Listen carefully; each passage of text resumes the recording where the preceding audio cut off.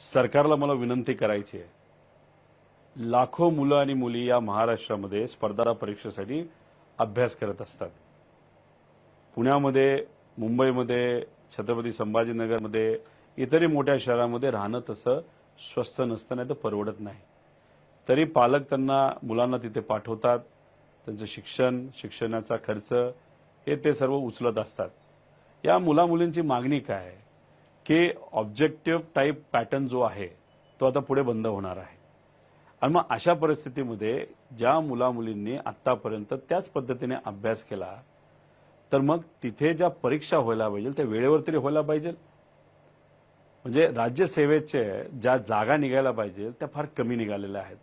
400-450च्या आसपासच्या जागा निघाल्यात. स वर्ग आहेत किती 35, त्यातला फक्त 18 स वर्गाच्या कुठेतरी तिथं जागा निघाल्यात. बाकी 17चं काय? अहो, हास्यास्पद असं आहे की तिथं DYSPची एक सुद्धा जागा नाही निघाली. डेप्युटी कलेक्टरच्या 6 जागा निघाल्यात.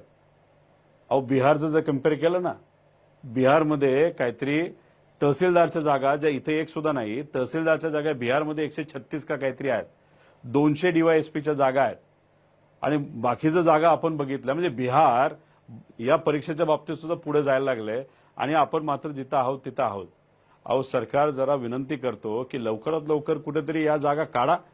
जे मागणीपत्र जायला पाहिजे ते सुद्धा मागणीपत्र अजून गेलेलं नाही. 2024 साठी मुलं वाट बघतायत. आता तुम्ही गप्पा मारतायत 25च्या. अहो, जे हातात आहे ते आधी करा, मग 25चा आपण नंतर बघू आणि तुम्हाला ती संधी मिळणार नाही. आम्ही आहोत सक्षम, महाविकास आघाडी 25च्या जागेच्या बाबतीत बोलायला. आता तुमची जबाबदारी आहे की 24ला जो शब्द तुम्ही तिथं दिलाय ते सुद्धा सर्व वर्गाचा तो तिथं परत लवकरात लवकर त्या सर्व परीक्षा आपल्याला घ्याव्या लागतात, मागणीपत्र द्यावं लागेल आणि ते सुद्धा आचारसंहिता लागण्याच्या आधी. कंबाईनचा सुद्धा प्रश्न तसाच प्रलंबित तुम्ही ठेवलेला आहे. त्याच्यात तर देवेंद्र फडणवीस साहेबांच्याच विभागाच्या अजून मागणीपत्र तिथं गेलं नाही. मग एवढं तरी आपण बिझी नाही ना की आपले अधिकारी सुद्धा काम करत नाहीत. अधिकाऱ्यांना सांगा मागणीपत्र पाठवायला आणि या सगळ्या परीक्षा वेळेवर होणं अतिशय महत्वाचं आहे.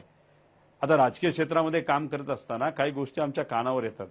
त्या काय तर भाजपच्या काही नेत्यांना पुण्यामध्ये एक कार्यक्रम घ्यायचा आहे आणि कार्यक्रम घेऊन काय करायचंय तर काही गोष्टी जाहीर करायच्या. कार्यक्रमाला वेळ मिळत नाही. मोदी साहेब येणार असतात, कॅन्सल होतं. मग ऑनलाईन ते कुठेतरी एखादी सभा तिथं घेतात आणि याच्यात काय रखडतंय तर मग या मुलामुलींचं भविष्य आणि त्यांची संधी तिथं रखडते.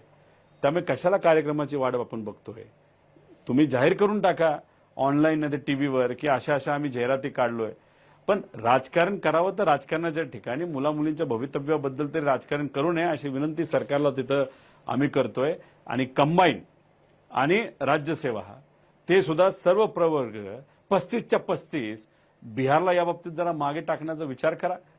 नाही तर विकासाच्या बाबतीत दुसरे राज्य चाललेत पुढे आणि आपण राहिलो मागे. आणि बिहारसारखे राज्य राज्यसेवाच्या पोस्ट काढण्यामध्ये सुद्धा आपल्या पुढे तिथं चालले. त्यामुळे कृपा करून या गरीब मुलामुलींचा विचार सरकारने तिथं करावा अशी विनंती करतो. आणि या विनंतीला मान देत आम्हाला क्रेडिट नको, क्रेडिट तुम्ही घ्या. पण या मुलांच्या भवितव्याच्या बद्दल कारण त्यांनी आंदोलनं उभं केलीत, त्यांनी उपोषणं केलेली आहेत, त्यांनी तुम्हाला पत्र दिलेले आहेत. त्यामुळे या मुलींच्या भवितव्याचा विचार करून लवकरात लवकर जागा तुम्ही काढा. नाहीतर हे सरकारमध्ये असणाऱ्या कोणालाही परवडणार नाही.